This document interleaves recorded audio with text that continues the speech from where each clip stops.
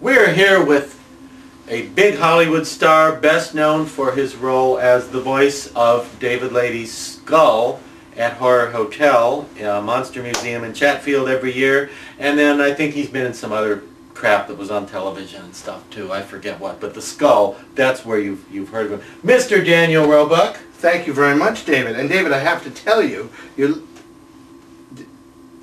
oh, that's David Lady. Hey, David, how are you? I'm here so they can check the white balance with my face. Or the fright balance. Or the fright balance.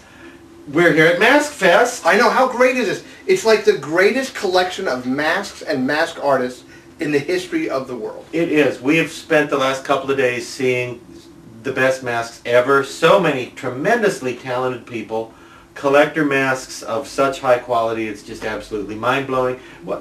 Did you pick up anything over the weekend? I did. I have to tell you, I'm a huge fan. Like this Dan Horn sculpture, this is the kind of thing that excites me. It's Glenn Strange, it's a nice big, like Glenn Strange head is probably a classic from the classic era. I got one of the classic masks here. I'm very excited about this. This is Pinky the cat.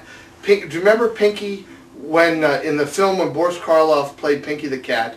He was very menacing. He was all like, meow, meow. But he did it like only Boris could. Meow, oh yes, meow. And Pinky was very scary. So I got that mask.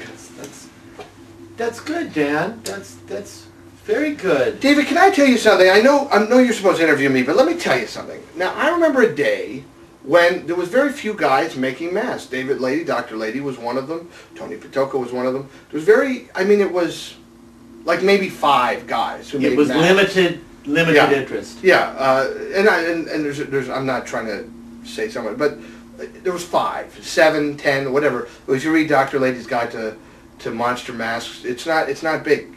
Now, since then, there's literally here 100 people who sculpt. If I was undertaking, and I like undertaking, if I was beginning work on that book today, yeah, there would have to be 3 times as many people. Right, and well, you did make, instead of a book, now you've made a DVD. Now I have a DVD.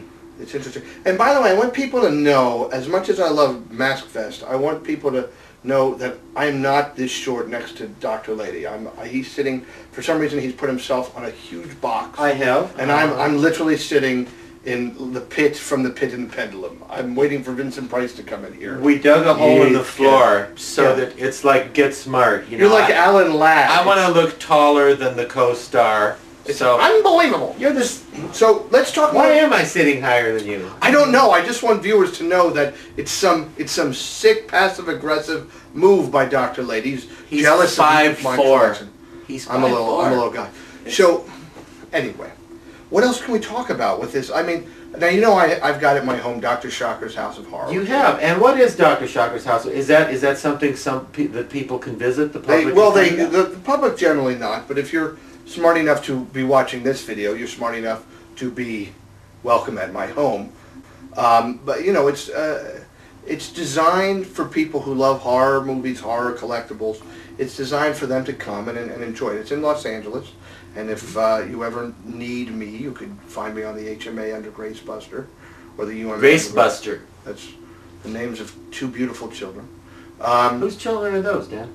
They're Laura's, actually, David. That's something we have to talk about. I never knew. Yeah, it's weird. It's creepy, but we're still friends. It is.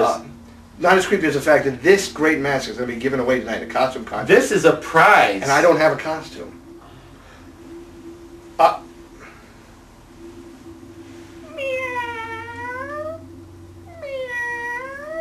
Do we have a prize winner here? I don't know. So anyway, what else can we'll fix it in Don Post. That's this whole interview. Funny. What else would you like to ask me, Dan? Well, David, what is your favorite movie that I've been in? I would have to say Horror Hotel, the DVD. Yes, yes. Many people. That excellent vocal job that you do with Horror Hotel. Thank you. Not everyone knows that, but he is the Skull. I'm Boris the Talking Skull at Horror Hotel. Every single year. 15 years straight. And 3 years gay. No, really half gay.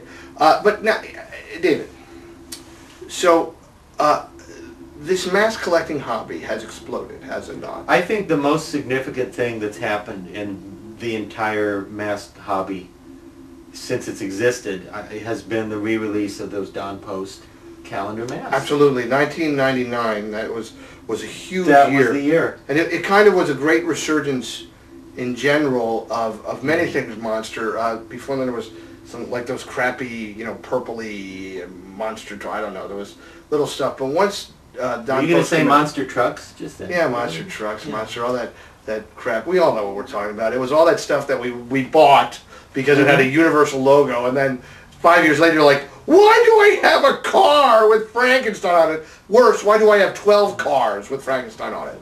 If I would have just put that money into these masks. And the toys that didn't look anything like the creature or whatever. Yeah, it was like Frankenstein as played by Jackie Gleason. Jackie Gleason. Very well. That would have been Ghost of Frankenstein.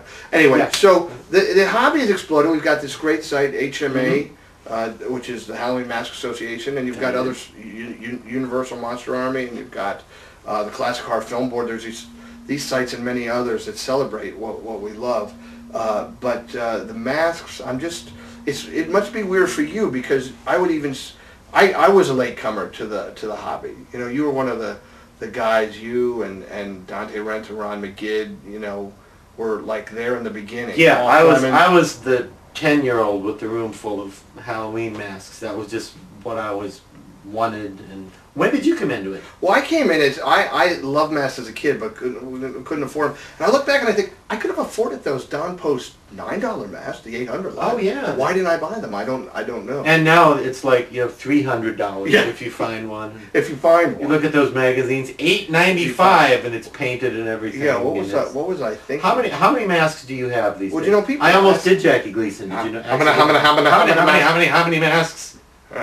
Well, you come on. I don't know. I never count my masks. I don't know either, so that's interesting. Isn't it? Yeah, a lot of people do. I know a lot of collectors say, I have 185 masks, and I think, I don't even know how you could keep track. But, if people want to go to DanielRoebuck.com and go to... DanielRoebuck.com, you say? Yes, DanielRoebuck.com. Go to the House of Horror on the bottom. You can see them all. Also, I implore people now that they can go become fans on Facebook, and there's pictures there. People can see what's going on. Is there a Dr. Shocker presence as a separate? There's not. I don't. He's been such a jerk lately. I'm going to be honest with you. I'm not a fan of his. No offense, and I'm sorry if he's watching, but Dr. Shocker is no friend of mine. He blames a lot of his career stalling on me. On you. Yeah. But I don't hate anybody. And what about that Igor character? Igor's a major superstar. I think he's got a 3-picture deal with no way. No, he's Igor's fine. And he's Sandra Bullock's body double in some of the, right? Is that? And you can always tell. That's what I heard online. No, you can tell it's Igor and not her because his back has hair and hers has none. So when you see that hairy back, and at first you're like, wow, hey, oh, it's his back. Yeah. You see a little hair and you get excited. But Igor, played by Chuck Williams, is fine. And I can't believe Chuck isn't at MASKFEST. I know. Well, Chuck is busier than any of us. We don't know with what. But Chuck, has been 2 masks now. 2. He's been 2? He's been Igor and Darkwalker. Oh, that's right. He was in the costume. He's in the costume in Halloween Happy Hour of America. I've only been 1 mask, but I will be 2 masks. I hope people support.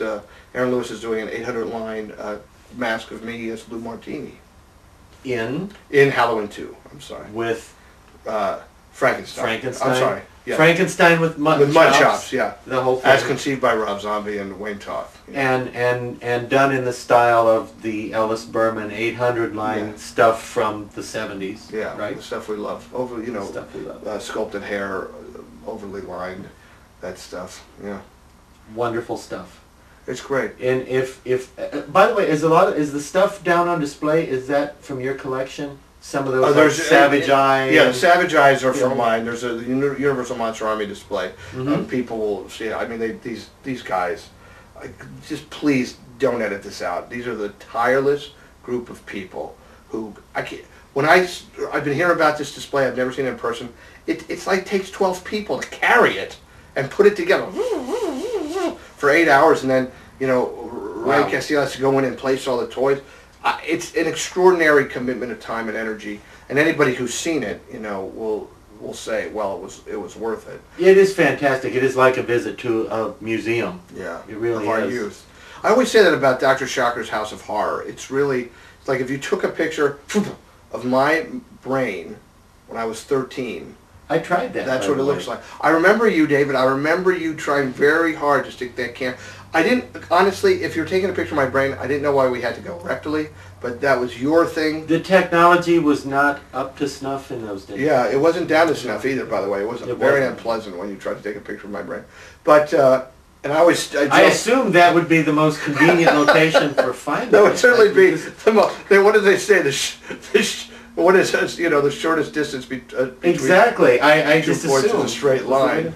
Anyway, but we've got to get people to come to MASKFEST next year, and we've got to get people to support this hobby, and we got to get young people to support this hobby, which we all know is important because it's young people. I think the Don Post reissues from '99 kind of gave that a boost. It did. I think it did. People became aware that much more that, wow, there is such a thing as collecting, and there's a limited number, and yeah, and it's fun. I think the other thing, as much as although I'm in Halloween movies, they're not the movies I would seek out to see again and again. Right. Me personally. But you know what? I envy anybody who got killed by Michael Myers. Well, it's pretty on cool. Screen in any Michael Myers movie. You got killed by Michael Myers. I know it is a dream. That's just that's a cool thing. But and to give credit where it's due, Rob Zombie knew that would be great for me. He knew that I would be happy about I think we would all love to be killed by Michael Myers, really. I think that would be great.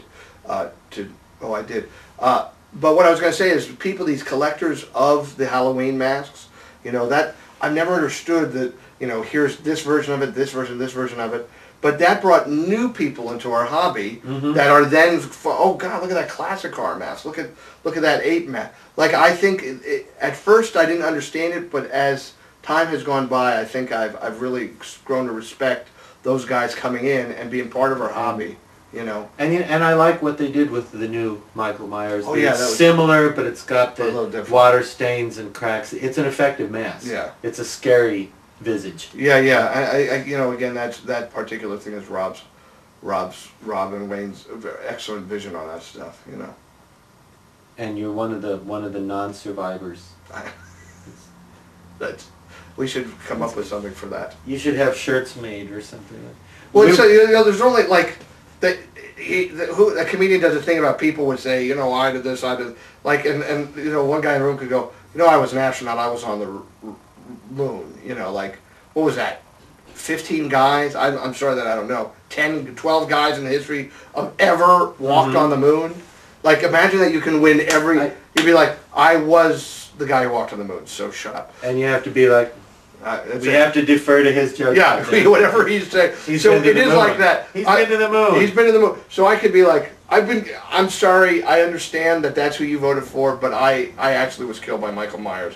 So my opinion supersedes yours. You can kind of end the conversation. Yeah, that's what it's everybody who's been killed by Michael Myers, raise your hand, and the whole room is going to be like... Yeah. It's like saying someone else, over. Blah, blah, blah, and I go, well, I remember when you were killed by... No, you weren't killed by Michael Myers. That's right, only I was. That's the end of the discussion. And I think this is the end of the discussion. I think we're running out of tape. I think but David, I've been so pleased to reunite with you, and I've missed you. You have to get back to Horror Hotel one of these days. I'll do it. And we need to in spite of the risks of meeting Dr. Shocker, I think it would be worth tolerating him. Well, maybe you can get him to say something tomorrow. Yeah. I'll try to butter him up. I'll try to suck up a little, and you really do. You got to brown nose. You got to do it. Yeah. You got to do it. We'll see what we can do. Thanks for participating. Thank you for my parting gift.